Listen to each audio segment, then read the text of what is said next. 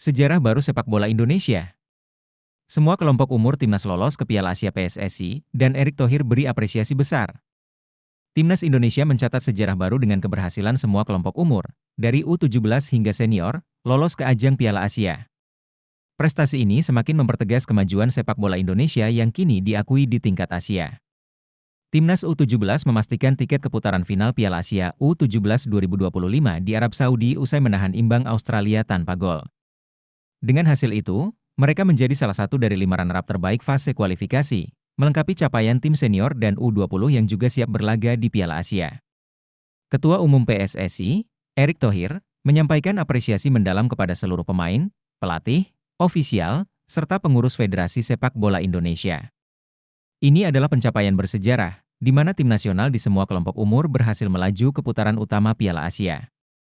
Ini membuktikan level kita terus naik dalam waktu yang cukup singkat, kata Erick.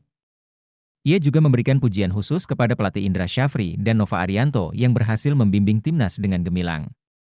Kualitas pelatih kita sudah meningkat, dan ini hasil kerja keras semua pihak, tambah Erick.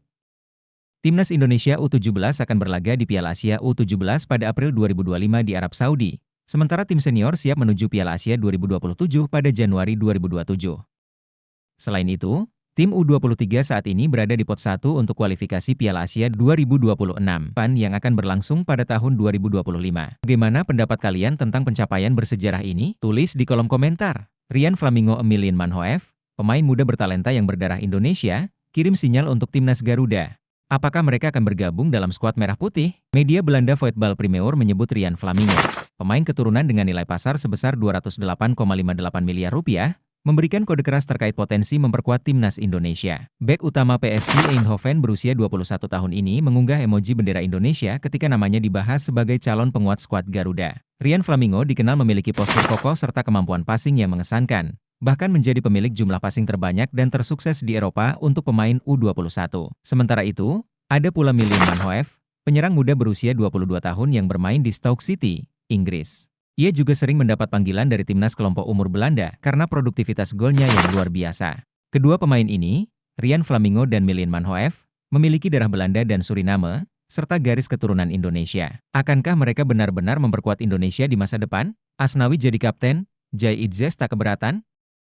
Apa yang ada di balik strategi Shin Tae-yong melawan Cina kemarin?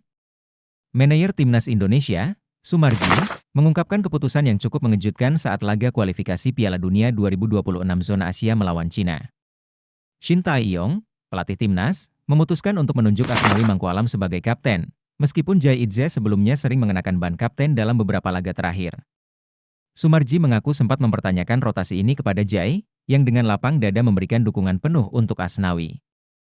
Saya langsung bertanya kepada Jai, bagaimana kalau kaptennya Asnawi? Jai menjawab, tidak apa-apa, kita kasih kesempatan Asnawi, kata Sumarji. Keputusan ini, menurutnya, adalah bagian dari strategi Shin Tae-yong yang ingin memberikan kesempatan kepada Asnawi untuk menunjukkan kepemimpinannya di lapangan. Jujur saja, itu pun saya bertanya-tanya. Jawabannya juga sama, ini merupakan bagian dari taktik dan strategi, ucap Sumarji saat ditanya Arya dalam YouTube channelnya. Kalau sudah berbicara tentang taktik dan strategi itu sudah menjadi tanggung jawab pelatih, berlanjut Sumarji. Bagaimana menurut kalian tentang keputusan ini? Apakah rotasi kapten ini tepat? Tulis opini kalian di kolom komentar. Timnas Indonesia siap hadapi Jepang dan Arab Saudi. Shin Tae-yong panggil 27 pemain, siapa yang absen dan siapa yang akan jadi pembeda nanti? Shin Tae-yong resmi memanggil 27 pemain timnas Indonesia untuk menghadapi dua lawan berat di kualifikasi Piala Dunia 2026, yaitu Jepang dan Arab Saudi, yang akan berlangsung di Stadion Utama GBK. Skuad Garuda kini tengah mempersiapkan diri dengan serius untuk meraih poin krusial di laga kandang. Di posisi kiper, STY membawa Martin Paes, Nadeo Argawinata, dan Muhammad Riyadi. Pertahanan timnas diperkuat oleh nama-nama seperti Jai Idzes, Mes Hilgers, Justin Hubner, Shain Patinama, Jordi Amat, Pratama Arhan, Rizky Ridho, Kelvin Verdong, Sandy Walsh, dan Sayuri bersaudara. Untuk lini tengah, ada Tom Haye, Ivar Jenner, Ricky Kambuaya, dan Nathan Choyaon yang siap menjadi penggerak di lapangan.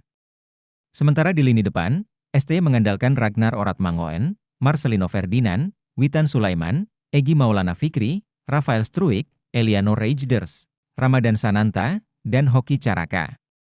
Namun, absennya dua nama andalan, Hernando Ari dan Asnawi Mangkualam, yang tengah cedera menjadi catatan penting. Apakah dengan komposisi ini, Timnas Indonesia mampu meraih poin melawan dua raksasa Asia?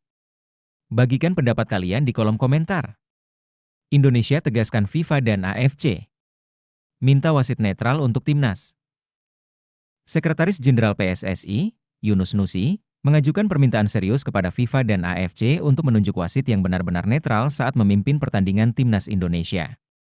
Permintaan ini muncul setelah insiden kepemimpinan wasit Ahmed Alkaf dari Oman yang dinilai kontroversial pada laga melawan Bahrain. Saya akan bertolak ke Seoul pada 28 Oktober 2024 untuk berdiskusi dengan AFC. Ada kolega kami di sana, ujar Yunus Nusi kepada wartawan. Kami sangat berharap siapapun wasit yang ditugaskan, bisa memimpin dengan netral, karena 80% penduduk Indonesia sangat mencintai sepak bola, tambahnya. Maka, jika wasit tidak netral, ini bisa menimbulkan ketegangan antara kedua negara, sebab masyarakat kami mendukung penuh sepak bola, lanjut Yunus Nusi. Jadi, jangan sampai ada wasit yang tidak netral. Publik kami cepat merespons, dan demi menghindari ketidaknyamanan antara negara kami dan negara asal wasit, kami berharap AFC memperhatikan hal ini, tegasnya. Bagaimana menurut kalian? Apakah permintaan ini tepat? Tulis pendapat kalian di kolom komentar.